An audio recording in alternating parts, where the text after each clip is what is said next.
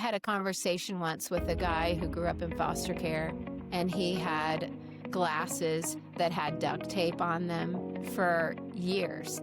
Going to school with duct tape on his glasses because he didn't have the money for new glasses. And he said, if someone would have provided me a pair of glasses when I was in the 4th grade that didn't have duct tape on them, that would have made all the difference in the world. Hi, friends, and welcome to Echoes of Impact. I'm Brianna. And I'm Charisse. We're so glad you're here with us. We created this space because we have needed conversations like this ourselves. So here we're going to explore life's journeys and the ways that we see God show up every day. So thanks for being here. Let's lean in and see what God has for us today. Impact, I'm Brianna. And I'm Charisse.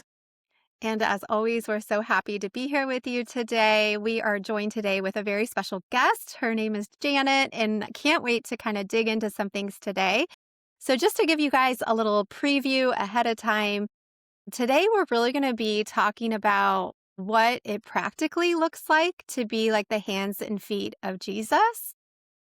We'll be talking about a lot of different things, but I feel like sometimes when we talk about, like serving our community and showing up, I think it can sound just really big and we don't really know where to start. And so hopefully after today, you'll have some practical steps that you can take to be the hands and feet in your community. So just a little intro to Janet before we kind of dig into her story. She lives in the Kansas City area. She is both the Kansas City Metro Area Director for CarePortal. But prior to her work with CarePortal, she served as one of the pastors of Restore Community Church. And that is a church she and her husband founded in 2008. And Restore is a CarePortal church that has met the needs of over 1,700 children in the past 10 years. And we will be hearing more in this episode what CarePortal is exactly about, but in short, it meets the needs of high-risk children. So I'm excited to dig into that. But through Janet's work as community impact pastor at Restore, she saw firsthand the discipleship and development that using CarePortal brought to the congregation. Janet attended the University of Kansas and received her degree in social work in 1986. And she worked in child welfare and mental health before entering vocational ministry. She has 3 grown children. They're all married, and she lives down the street from 3 of her grandchildren, which is just so special. Janet, thank you for being here today. I'm so happy to be here today. Thanks for having me. Yes. I have been looking forward to this conversation. Anytime I'm around you, I just feel inspired and charged to go and be, the hands and feet of Jesus like we're talking about. So I'm excited to dig into this more, but we always start every episode the same, which is, what does living out your purpose mean to you? That's such an interesting question for me at this season in my journey because it looks different right now than it has for many years. So the previous 25 years living out my purpose really looked like being with my husband, planning a church and doing vocational ministry as a pastor in the local church. But I think that even though I've shifted from that role to CarePortal full-time, maybe the purpose is still the same, living out Christ's love for others and just showing up for others in a way that Christ has shown up for me throughout the years.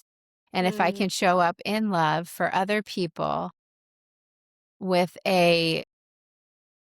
showing up for people in a way that doesn't require anything from them, but to show up for them is what's bringing me life and joy and a whole lot of purpose.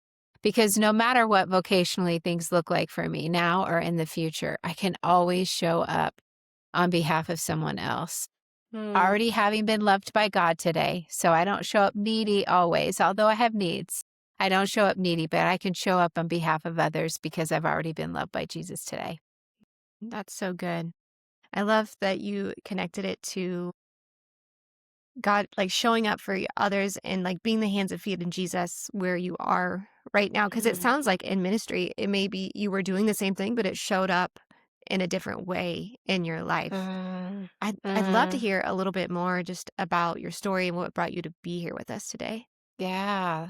Um, I never really thought that I would spend a bulk of my working life working for the local church. I went to school at the University of Kansas, got a degree in social welfare.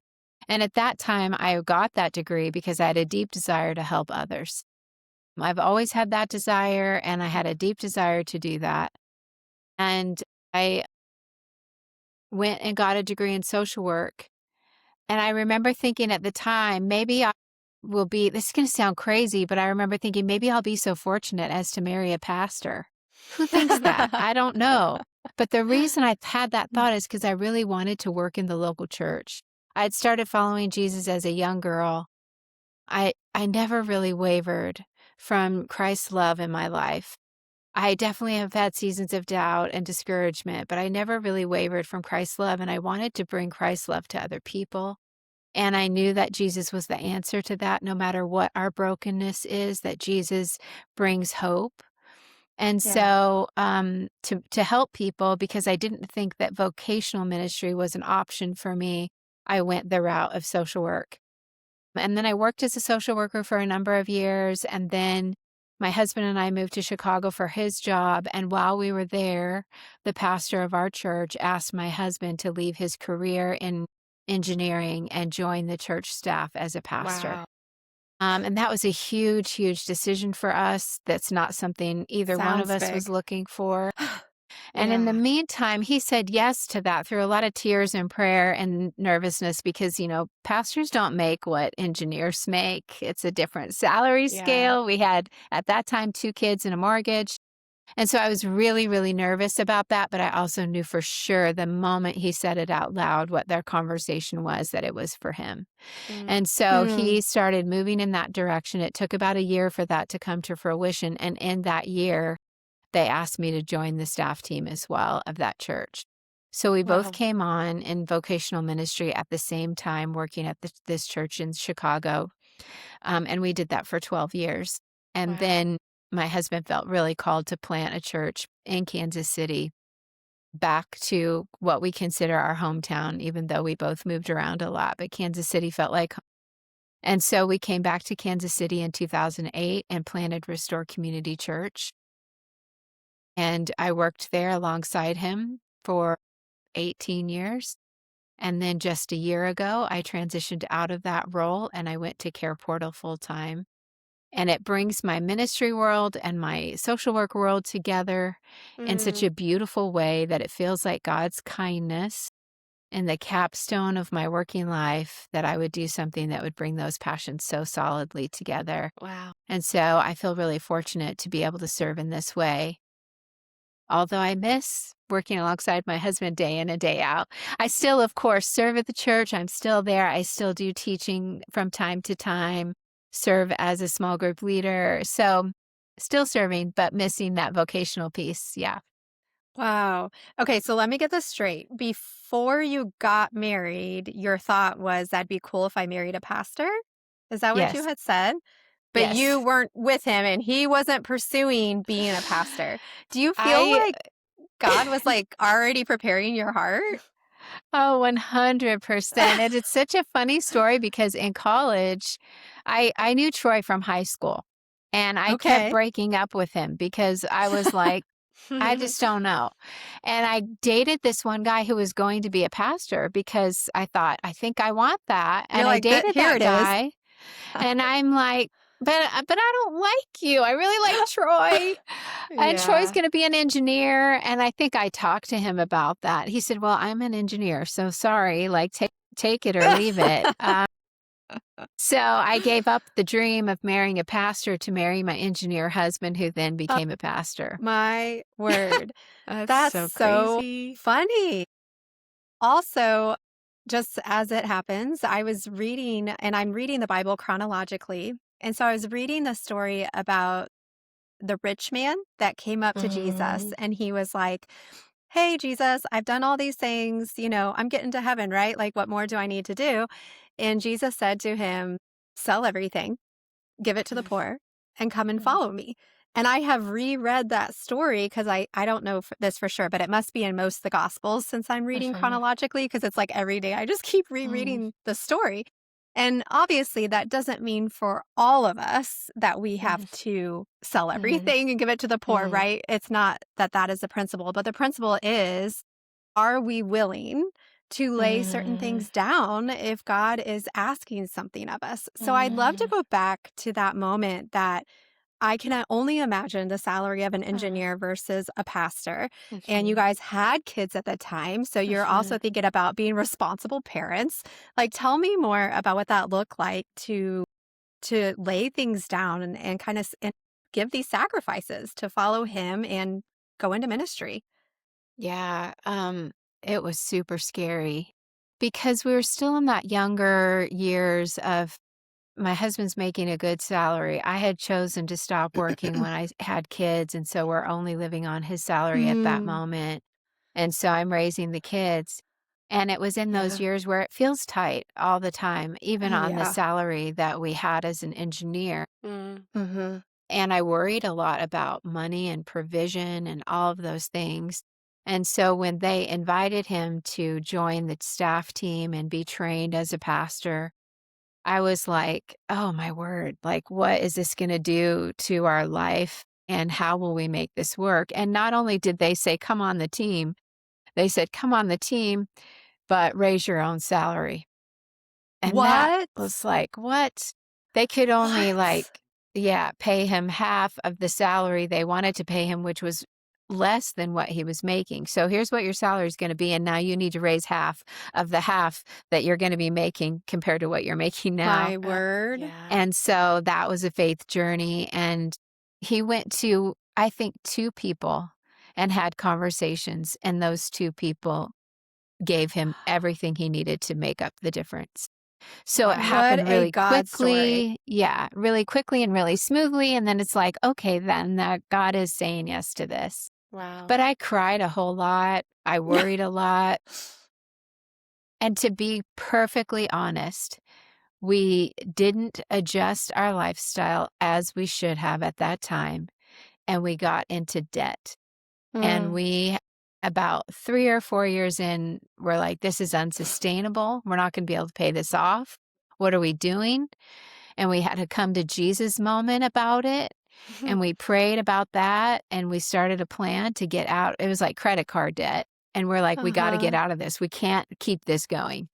And Mhm. so we prayed a ton about that, and within a few years, with a lot, it didn't even make sense on paper how God met that need. We got that all paid off, and we never went into debt for anything Praise again God. except for our home. Wow. And so we still live debt free outside of a small mortgage now. But we at that time just, it was stressful. We were just doing life. We were just not paying attention. And so God continued to provide, continued to show up. And then one last thing, like in all that worry and stress, we're also in the season where we have young kids. We're like, should we Yeah. put money away for college? Should we do this? And at that time we were like, this is so razor thin on any ability to put money away. And I remember my Mm. husband said, if God wants our kids to go to college, he'll provide a way. And we just couldn't save Oof. money at that moment. And then I got my first 2 sons, both of them got full ride scholarships to That's college Oh my amazing. in gosh. very random ways. And I remember the days that we got those phone calls that they got those scholarships. I was like, "Oh God, you are so good. You are so faithful." So he Wow. did provide in those ways. Mm, So it's been a how good faith amazing. journey. I am also we've already announced this on the podcast, but I'm also in the process of moving, and every time God provides something, I'm surprised. It's all every time. It's Yeah. always surprising, and you think that we would learn to just expect it, Mm, but it's like, mm, wow, he loves me so much each time. And so yeah. Yeah. I just love Charisse, hearing your you have had story. some big provisions yourself. Yeah, for sure. We didn't Yeah. yeah, it's been a crazy journey. But I wanted to ask Janet, it sounds like you said this earlier, I want you to repeat the words you exactly used if you can remember, but you said something along the lines of, what a sweet grace from God to have your career and passion in social work to align with ministry in such a beautiful way. And I want to hear more about that and hear more about CarePortal because Mm, it sounds amazing. It sounds like God designed your life in this way for you to have this experience of mm. working in social work and then to bring it to marry with ministry. It's hard to deny God's fingerprint on your life. So, can you tell me more about CarePortal and what it does? Yeah, yeah. So CarePortal is a technology platform that helps drive action to local children and family in crisis. So the technology itself brings the church in touch with local children and families in crisis in their own community. Oh, So wow. when a church joins CarePortal and agencies join, child serving professionals join CarePortal, they put in requests for families that they have vetted and they're in touch with, and they put in a request, and the local church closest to the family gets the opportunity to see that request and gets the opportunity to meet the need of that child and family. And the hope is that we would be serving all along the child welfare funnel, from prevention and preservation work that keeps families, bio families together, to when kids are removed and go into an out-of-home placement, either kinship or foster care. We serve those families. We serve children aging out of foster care. And so all along that child welfare funnel, we have child serving professionals putting in requests.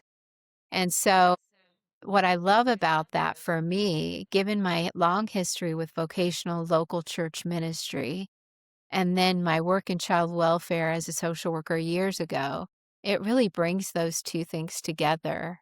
And when I first heard about CarePortal, I remember being shocked that the state, the agency state social worker who's receiving those crisis calls, who's determining whether or not a child will go into foster care or helping support a bio family staying together, that those workers could work directly with the church. And I'm like, that's Mm, just not possible. And when I mm, was in social work years ago, long time ago, I just couldn't even imagine those things coming together. Wow. And now the private public partnership is the faith-based part of that. It's just incredible to watch God move in that and to see social workers on the front edges who may or may not feel trusting of a local church partner hmm, grow in their ability to trust the heart of the average Christ follower who really does want to show up to love and serve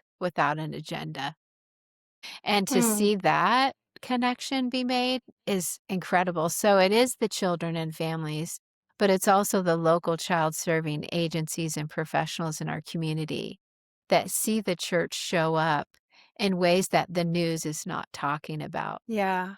The Yeah. news and the media are talking about church in one way these days, Mm, but to see the ground, the feet of Jesus showing up in the person who just wants to offer love and support is a whole nother way of seeing the local church, yeah. and it's a powerful discipleship tool in our community. Mm. You've done a beautiful job describing Care Portal, but just to like take it one step further, do you have maybe one or two stories, obviously without using names, of just could you describe a couple situations that Care Portal partnering with the church was able to really help a family out? Yeah, I'm gonna share one personally from my own church because it happened before I started working at CarePortal, and it was wild. We did a meeting after church for anyone that was interested in serving in CarePortal. We had some people come to the meeting, and we described what it was, and I had a friend, come to the meeting, and she had been at going to church for a long time, but never been involved with CarePortal, and she comes to the meeting and she hears about the way that we're serving families, and she's like, "Oh, that's me." She feels really prompted. And we talked about serving families either being a relational responder or a Yeah. resource responder. A relational responder is someone who's going to show up and deliver an item and be open to meaningful connection with a family. A resource responder is someone's like, I got this item, I'll provide, I'll drive the truck, but I'm not going to be the frontline person. It's two Hmm. types of people. And when she heard that, she was like, oh, I'm a relational responder. Like, I want that. Fast forward a couple days later, we're at a wedding reception and I run into her in the bathroom at the wedding reception. She's like, Janet, I went to that meeting. I got to be a relational responder on CarePortal. I'm like, yes, you would be great at that. File it away, go back to the wedding reception. A few days after that, I respond to a CarePortal request and it was a rent need. And I was going to deliver rent check straight to the rental office, but it was closed and it was lunch hour and I didn't have much time. So I had the phone number of the mom, the single mom who I was serving. So I texted her and I said, I can't get into the rental office. Can I drop it off your apartment? And when it opens, you can walk it over there. She's like, sure. So I knock on her door and I meet this sweet mama for the first time and I give her the rent check. And I notice that there's some physical ailment going on, but I'm not sure what it is. And I just noticed that, she was limping and, something must be happening here. And so I asked her if there's anything else she needed, and she just said she had just had surgery, and so she missed work and she could use some groceries. So I was driving away and I thought of my friend in the bathroom at the wedding reception. So I called her and Mm. I said, hey, I just met this mama and she lives just 5 minutes from you. Do you want to deliver groceries? And she said, absolutely. So I got mama's permission to share with my friend her phone number. They text back and forth. She gets a grocery list. Later that day, she shows up with groceries. As she's driving away from meeting mama, my friend calls me. And again, she's like, Janet, you're never going to believe what happened. I'm like, what? And she goes, I don't know if you know this, but this mama has spina bifida. And I don't know if you know this, but I am a physical therapist. And most of my career, I've specialized in working with people with spina Oh, bifida. amazing. And so they made a meaningful connection. Oh. Fast forward, the next Sunday, she brings Mama to church. Mama's sitting in church next to her. The pastor is talking about being in small group, being in relationally connected to others, being in community. And Mama leans over to my friend and says, that's what I need. And my friend's Hmm. like, oh gosh, I was not planning on joining a small group. I know I should. I've been thinking about it, but I was like, I know I need that, but I'm not doing that. And she walks out with mama. They go to the table, they sign up for a group. And my friend's like, I'm going to go to the group with her because she's going to need a ride. And so they start going to small group together. And I saw firsthand how that mama was Wow. discipling my friend Mm. by being connected to her and encouraging her to be in a small group. And my friend saw her community different because she drove down a road to deliver groceries, a road she has never been on that is Yeah. 5 minutes from her house. And it Mm. dead ends in an under-resourced apartment community, but she never had reason to drive down that road. And now she saw her community in a new way, Mhm. and she was being discipled by serving Wow. and is a game changer. They're still friends. It's been a couple of years ago that happened. And through a series of circumstances, Mama is in a much more stable place. And a lot of that is because she met several people at my church after that. She was in a small group with those women who are Mm. serving her, and advising her. And she made some good decisions that helped her get into a more stable living situation. How beautiful. So, I I want to talk a little bit about the practical side of when you step out in faith to serve, because it kind of mirrors what you were talking about earlier when your husband was asked to leave his engineering job to join ministry. Mm. There's usually when God is asking you to step into service of some kind, whether it's big or small, it might cost you something. yeah, It might, yeah, even if it's just something as small as, I don't want to, right? Or like, I don't want to yeah, give up my Mm. time. I don't want to give my yeah, Yeah. money. Like, it's going to be uncomfortable. What if all the million things? Can yeah, you, can you speak to that for any of the listeners that are yeah, struggling with that cost of yeah, stepping for into sure, service? for sure.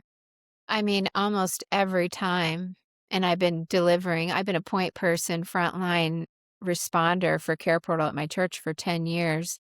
And almost every time I'm rolling my eyes going, "Ugh, why did I commit to this? I don't have time. Right. It's Saturday Yeah. morning. I've got to go do this. I got to Mm. deliver this." And almost every time I feel that ugh inside.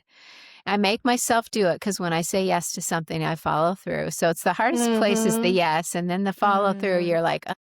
And then I drive away and I'm like, that was awesome. That was Mm. great. I'm so grateful.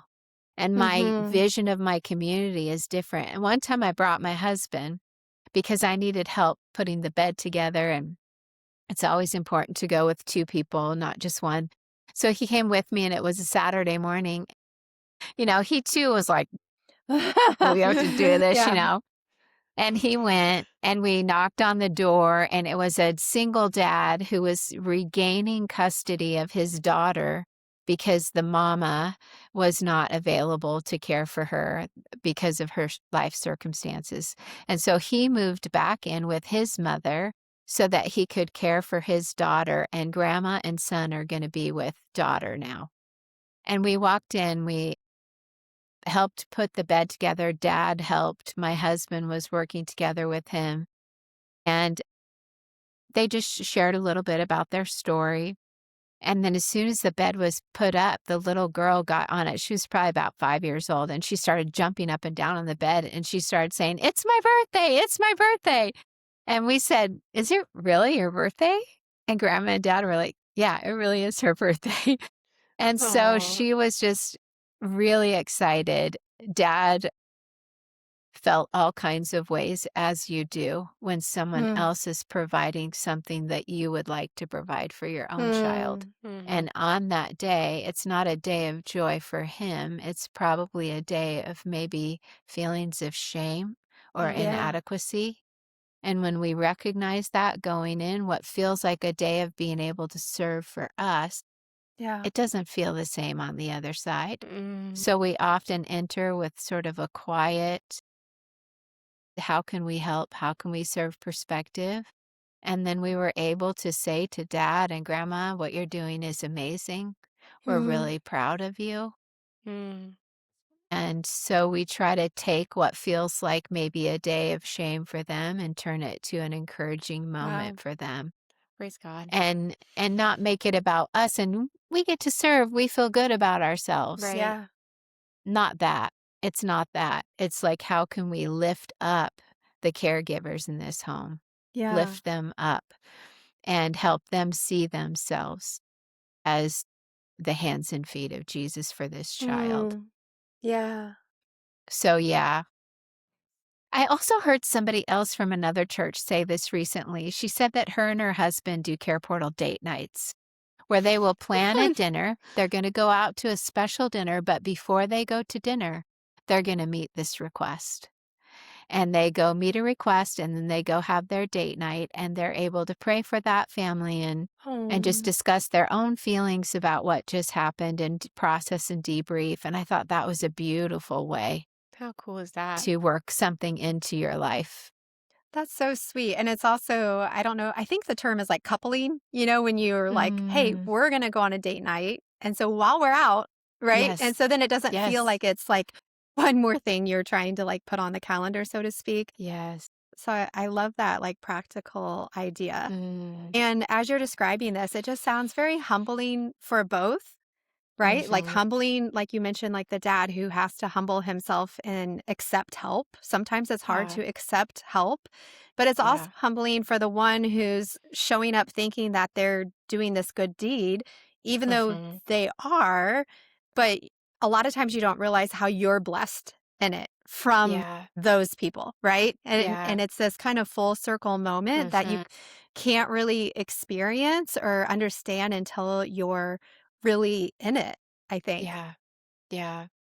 I have a question. If you could talk maybe in broad strokes. I don't know if you have any statistics, but as we have, probably mostly Christian listeners, and of course we're taught to show up for people.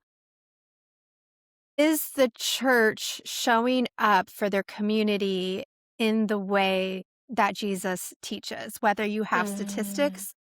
Mhm. Is it different for those who are in the church versus just those out in the world? Mm. And Mm. where is there maybe a gap there? Yeah. I don't have statistics about how the church shows up versus how the average person in a community shows up for people. I don't have those statistics, Yeah. but I do feel like there is, as I get to know the Kansas City community, and I visit with Mhm. churches all day long, every day in Kansas City metro area, and churches have a deep, deep desire to serve their community. Yeah. Pastors want that for their church and for their people. They know it is their mandate and they know it is their calling. So it's no surprise to any pastor or church or Christ follower that this is what God asks us to do. Yeah. The disconnect sometimes happens because they don't know where to serve meaningfully in their community. Mm, So if I mhm. think about my own church prior to CarePortal, we did things for the community. But to be honest, and I don't mean this in a derogatory way, our hearts were in the right place. But I think sometimes we manufactured something we thought the community needed, and we did it. And so I Yeah. think about the time we went into a lower income housing area and we refurbished the playground. That was awesome. Nobody asked us Mm. to do it. We saw that it was in disrepair. We wanted to serve, and that was a great way to serve. Shortly after that, just within months, it was in disrepair again. And I thought about, like, okay, that we really wanted to serve, but we didn't really understand maybe the deepest needs of the community. So perhaps within that community apartment complex is a single mom who really needed some support in a variety of ways. Maybe she needed to have additional help with her light bill because something happened. She missed work for some reason. Like there could be a variety of things that she needed. And we did the playground when a Yeah. child maybe didn't have Food. utilities. Mhm. Right. And so I think what is hard sometimes is knowing what is really needed in a community. And the front line social work serving professionals in the child welfare space see it every single day. They know Mhm. exactly where the need is, and Yeah. they also can vet the need. They know what need is going to really be a helpful hand up for a family, Oh, and yeah. then they know what need is going to need additional services outside of providing an item that the family's gonna need to get stable. And so having Hmm. someone vet that for us helps the church serve in a meaningful way. And then I also know that churches have so many great ways that they partner already without CarePortal, but they partner already with local serving agencies, and school districts are now partnering with churches. Mhm. There's so many ways that our communities seem to be open to faith-based partnerships through the local church. And so I love seeing all of that. And when a school partners with a church will often they'll bring donuts for the teachers, they'll bring backpacks at the beginning of the school year, and they'll do really big supportive things. But sometimes what's missing in that is that child who's not able to take the AP test because they don't have the extra funds and they're missing out. And if a church knew that specific family's need, they could target their serving in really specific ways. And the Mm. hope is that a meaningful connection happens and the family is surrounded by community when they otherwise might be feeling isolated. Wow. So that's the goal. We know the child serving professionals in the community are doing right work, good work. It's hard work. Sometimes the system is difficult. But if we serve them in doing their work, then hopefully we can make a meaningful connection with the family. And that takes some of that burden off that professional. Wow. Over the years, I've heard some people make comments that are like, don't give money to that homeless person, right? They're just gonna waste it away. Or like, why would we help this person if they can't? They're just gonna continue in the cycle of poverty, which can be a posture that's coming from like a hardened heart. So Mhm. I'm kind of wondering, do you feel like the heart posture needs to be correct, like righted before people serve? Or do you find that through serving, God often softens people's heart? Yeah, that's a great question, Sharice. I really think that when we get up close and personal with people in crisis, we change and Mm, our heart gets softened. It's so easy to make assumptions from a distance and assume Yeah. things about people and about their lives. And when you get to know somebody, and you see their personal challenges, it Yeah. does soften your heart every single Mhm. time, for sure. And that Mm. doesn't mean that those difficult cycles of poverty don't exist. And it doesn't mean that if I bring you a bed or I help pay your rent, that it's going to solve anything. Mhm. But it does help people feel seen and cared about. Yeah. Mm. So there are so many, poverty in and of itself is such a deep and difficult cycle. And Yeah. Mm. it's really hard to unthread all of that. So that could paralyze us and say, I'm not Yeah. going to ever fix this. Right. But a Right. relationship and a friendship goes a long way. And it's never really about the item or the financial resources or the financial help. It's really never about that. Mhm. That's only the open door to what we hope is a meaningful connection that ultimately serves the family over time. And Mm. Hmm. that's where the difference gets made. And I mean, I've probably served, like, I've been doing this for 10 years. So maybe I serve, let's just say I just serve one a month. I've met so many requests. And in all of that, I've made meaningful connections with probably 8 different families. So that's a lot of serving. But the Mhm. Yeah. ones who I dove deep in relationship with were the ones who are open to it. And the ones where I felt like I could stay in my lane as a friend. I think that's really important to remember too when we're Yeah. serving people. We're not going to fix everything. We're not going to solve Yep. everything. We're not even going to continue to provide resources every time they ask or have a need. Mm.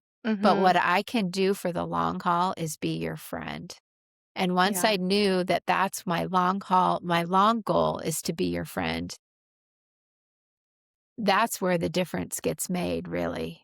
There's so Mm. many resources in the community that we can help people find, and I don't wanna be your resource provider, but I do want to be your friend, and I Mm. can do that, and once I realize that's my long-term lane, it takes a lot of pressure off in the other ways. That's good. That's such Yeah. a powerful shift, and it circles back to the story you were saying about your friend that ended up taking groceries to the mama who then came to church and then they joined a small group. Like when God is behind and ahead of what we're doing, Mhm. we just can't we often underestimate what he can do with that. And then we also let just like the exception to the rule get in the way. So the Mhm. people who, let's just say, might be abusing some kind of system or whatever, like we Mhm. let that become the norm rather than the Yeah. exception to the rule. Yeah. And so when we are open to God, like just help me know what needs to say yes to, and then Mhm. open Yeah. to some kind of relationship, who knows the ripple Yeah. effect of like Mhm. Mhm. what can happen of that. And I Yeah. love in particular about the specific need because as I just in my, I don't know, just being raised in the church and being around people, I think in large part, most people really don't know the needs around them. They don't even know where Mhm. to start. And at best, people might donate to a cause, like Mhm. donate dollars. And I don't Mhm. underestimate how dollars do help. But it's almost like at best. Like what Mhm. you guys are doing with CarePortal like provides not only meeting a need, but knowing a specific need for a specific Mhm. person and even an opportunity to open a door for a relationship if that person is open to it and that Yeah. happens. And that Yeah. sounds like quite the shift. Because do you Yeah. see that maybe the quote common Christian doesn't actually know the needs in the community around them? Yeah, I think it's difficult for us to know. I think we often get into our like community bubble and the people that we hang Mhm. out with, and we get comfortable, and it's easy not to know. Yeah. And when you do know, it's hard to cross that line, because once you cross that line, you can't unsee what you now know Mm. about your own community. And I'm not going to pretend that that is easy in any way. And we Mm. will step over that line. We will see something in our community that we didn't know was there, and it's going to wreck us in the most beautiful way. It's going to turn that heart of stone to a heart of flesh, and that Wow. hurts. That process hurts, Yeah. physically hurts to do that. And once you have that heart of flesh, you get all mixed up about what your responsibility is and what your responsibility is not. And you get all entangled. And sometimes you make a ton of rookie mistakes when you first start serving. And you got to have people around you to help you see clearly. And I always say to people, set a goal and set a boundary. Say to Mm. yourself, I'm a request.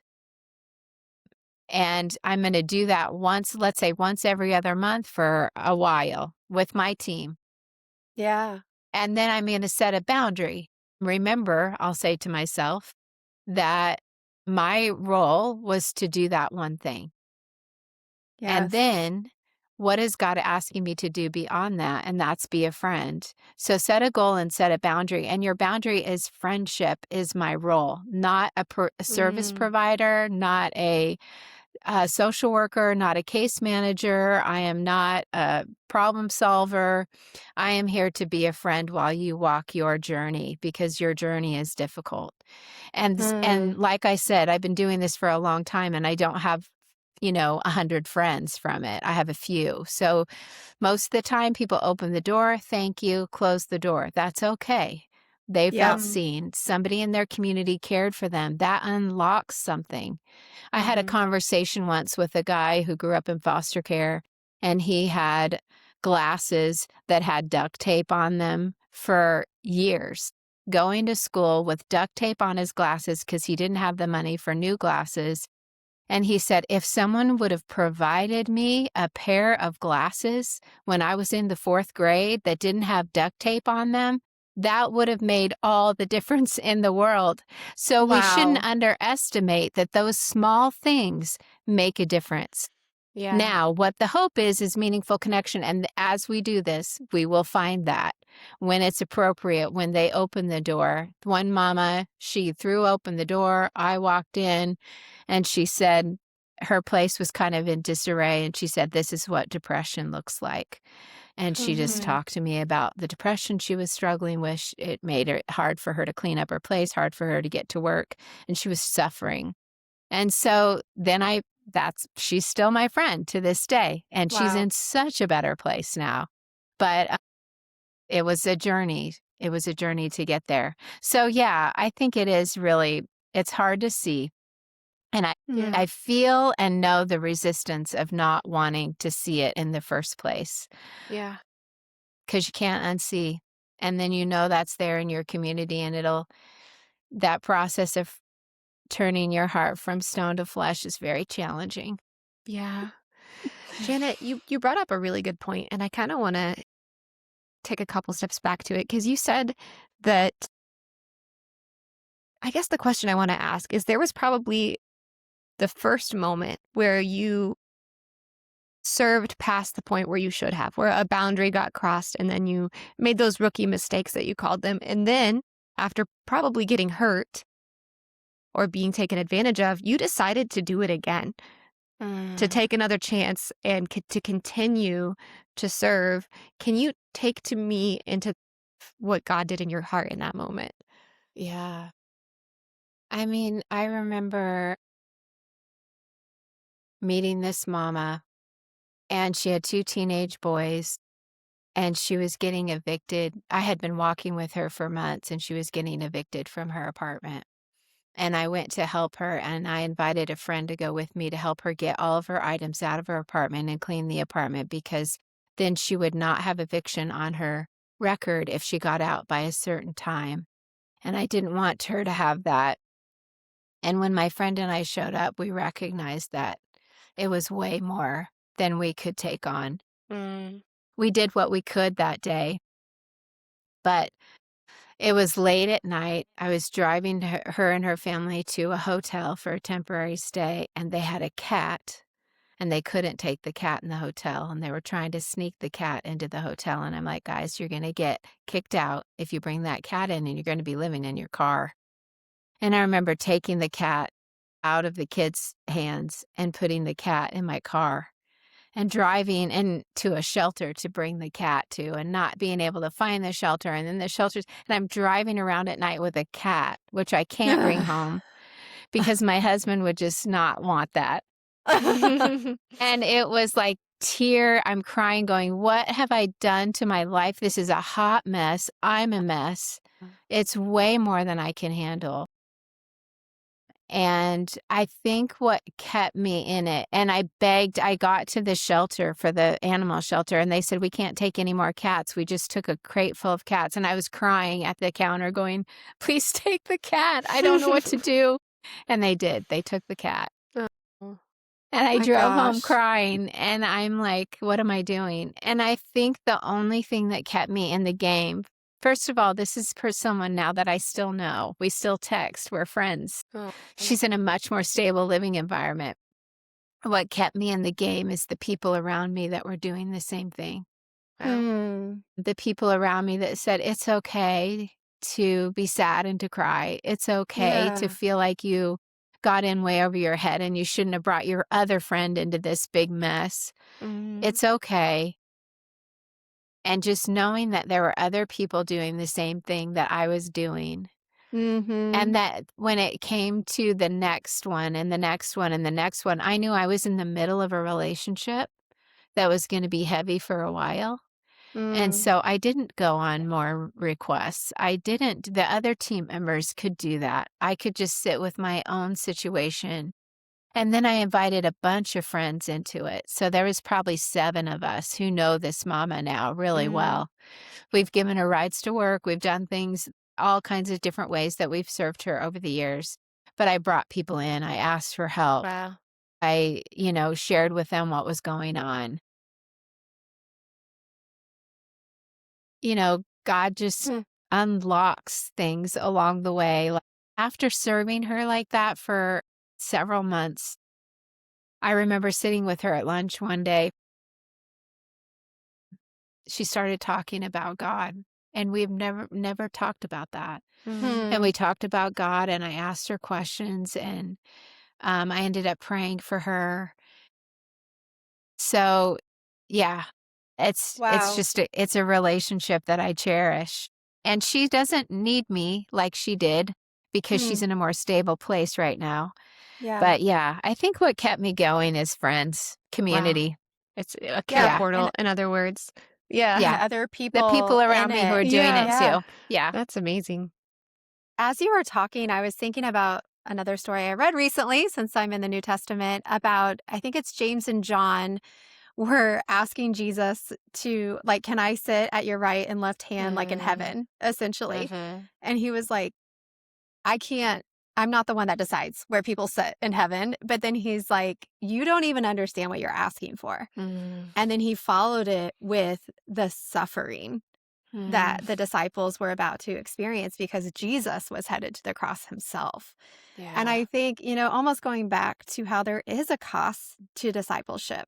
There is a cost that is worth it. But, as you were talking, it's like discipleship and showing up for others is messy. Yeah. And I think there's a lot of us that don't want to get messy, Right. that we don't want to get our hands dirty, or it feels, because it does take something from you. And sometimes you do have to set boundaries, and it is going to be emotional. And Mhm. I think by and large, like, people are trying to kind of have an arm's length to things like Yeah. that. But yet Yeah. Jesus says, like, this is a way to pick up your cross and to follow Mhm. me, that it is Yeah. gonna cost you something.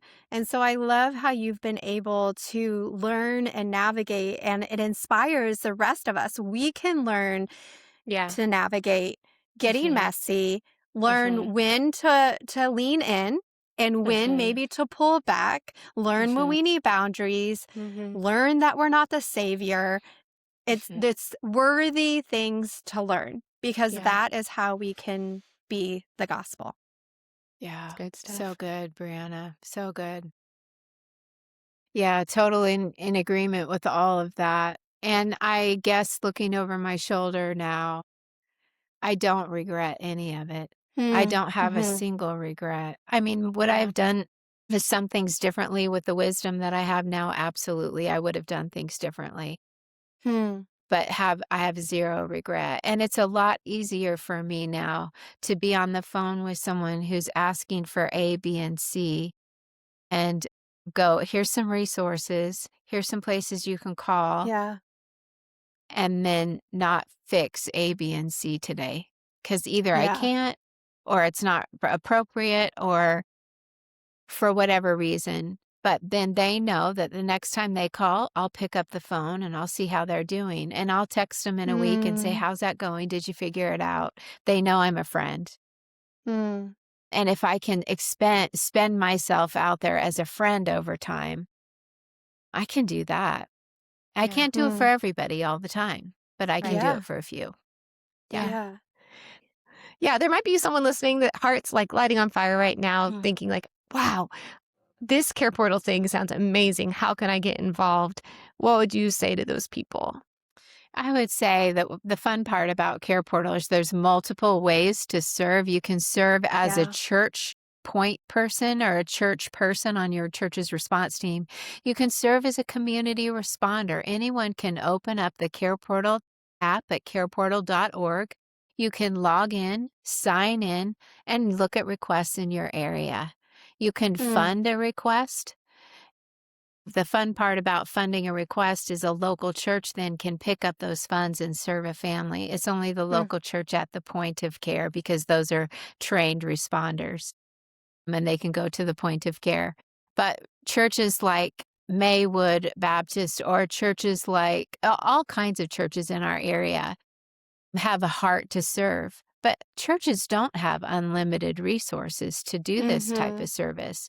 But the community members can contribute dollars right there on the CarePortal app, and the local church can pick up those funds and utilize those funds to care for the family. And so, yeah, anyone could just open up their app and sign in and start serving right now. And then they can get their church involved. They can get their business involved. We have business champions who pick up needs and serve needs financially as well. So it's Is great. this Kansas City specific? No, this is nationwide and Canada Great. right now. Yeah. Yeah. So Okay. 10 years old. We've been serving at this for 10 years. CarePortal started 10 years ago. We are just on the cusp of hitting 500,000 children served in the Oh, United States. wow. That's Congratulations. And so amazing. we're in not every single state, but I Ugh, think we're in 40-ish states right now that's out of so our cool. United States. Yeah. Yeah, All and to across the our country. listeners, because we've been talking Kansas City, but this is for anybody. Yeah. Yeah, make sure in our show notes we will have links to Care Portal's website and how to get signed up. So, yeah. Well, Janet, just as we wind down, I have just loved this conversation so much. Like, I feel like even my heart and I feel like I am somebody that does think about showing up and serving, but, like, Mhm. I feel like you've just inspired me even more, like, lit a fire under me. So thank you for that. But as we kinda wind down, I'm just would love to know, like, outside of this passion of showing up, and serving people, what else has God been talking to you about lately? Yeah.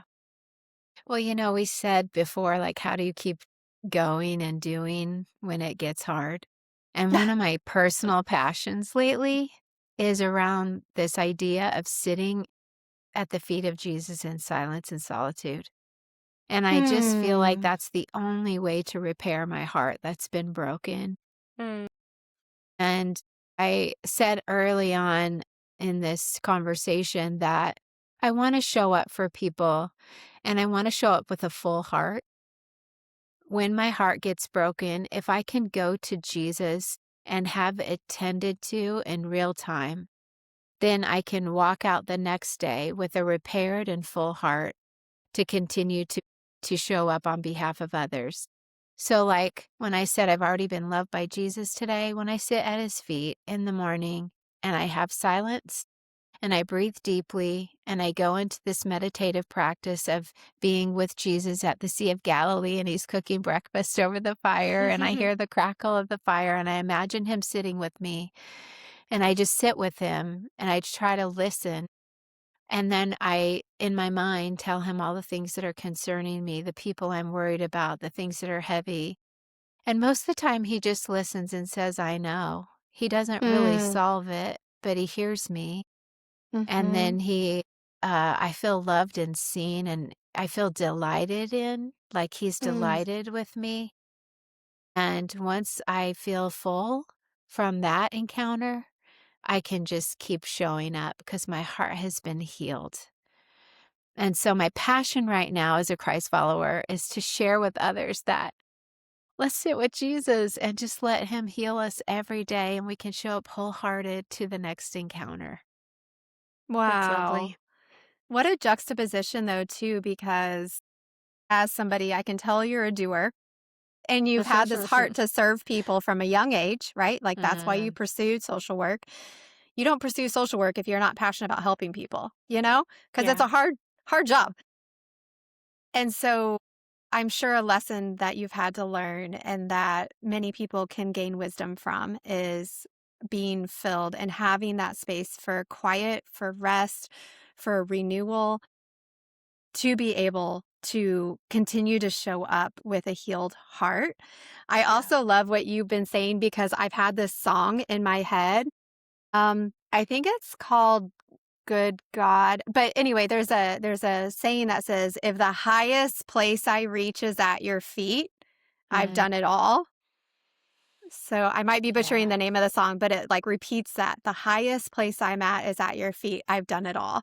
And so it's not that we don't show up in our communities and show up to serve, but that our first place to be is at his feet and in solitude.